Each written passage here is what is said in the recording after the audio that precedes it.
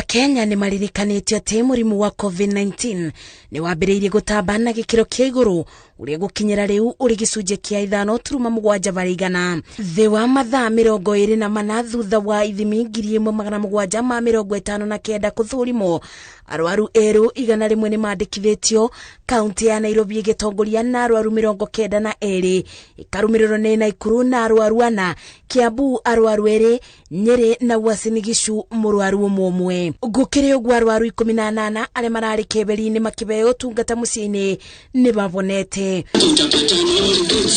Ministry ya ũgima wa mwĩrĩ nĩ ĩrugũrĩtie kambĩini cia kũbinyĩrĩria mũingĩ gũthecwo njanjo ya mũrimũ wa COVID-19 na kũrĩ arĩa mathecetwo mabeo njanjo ya kuongerera binya kana booster. COVID-19 vaccine remains, kama mlivyosikia kutoka kwa madaktari zetu, is the most effective, ndio kinga muhimu ambayo itatusaidia katika vita hivi vya corona. Mubango ũyũ ũrĩa ũgũkorwo ũkĩthiĩ na mbere kwa ihinda rĩa ciumia 3 ciũkĩte, andũ gĩcunjĩ kĩa 70 harĩ igana nĩo matanyĩtwo gũkorwo mathecetwo. Help us remind the wananchi that COVID is still here with us and that we need to get the vaccination, we need to get our second dose, we need to get our boosters, we need to get the first dose. Having a campaign like this to accelerate vaccinations will only improve and protect the health of Kenyans. Ona gũkĩrĩ ũguo, ministry nĩ ĩthiĩte na mbere na kwĩra mũingĩ wĩbũge gũtamba kwa mũrimũ wa COVID-19